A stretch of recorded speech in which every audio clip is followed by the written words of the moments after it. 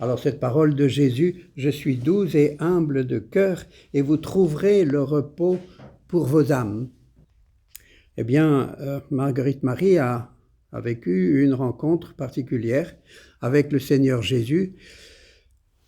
Ça a été, je suppose, un grand bonheur pour elle, mais ce n'était pas pour elle seulement, c'était pour l'Église. Alors, le Jésus qui s'est manifesté à elle, c'est un peu comme notre sœur Marthe, c'est le Jésus de la croix, hein, c'est le Jésus en croix. Mais alors, un Jésus en croix, bien vivant, hein, bien vivant. Voilà. Alors, donc, c'est symboliquement, vous voyez, le Jésus en croix, mais bien vivant, donc de la résurrection, bien sûr. Voilà. Alors, c'est vers les années 1675 que Jésus a dit dans une vision, se manifestant à elle sur la croix, mais bien vivant, qu'il a prononcé ces paroles que Marguerite Marie a rapportées après. « Voici ce cœur qui a tant aimé les hommes, qui n'a rien épargné jusqu'à s'épuiser et se consumer pour leur témoigner son amour. Et pour reconnaissance, je ne reçois de la plupart que des ingratitudes pour leurs irrévérences et leurs sacrilèges, et par les froideurs et les mépris qu'ils ont pour moi dans ce sacrement de mon amour. » Alors, lorsque Jésus dit cela, nous sommes en 1675. Alors, est-ce que c'est encore valable aujourd'hui ? Alors, la situation n'est pas la même, j'imagine, dans l'Église, et si nous sommes ici, c'est que nous voulons être près du cœur de Jésus.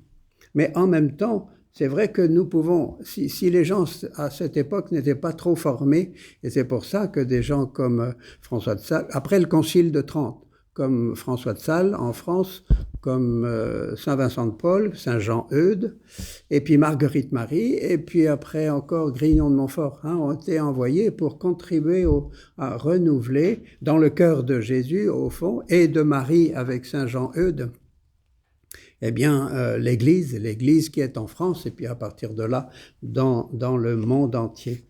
Je remarque dans le vocabulaire de Jésus, il y a deux mots, reconnaissance et ingratitude.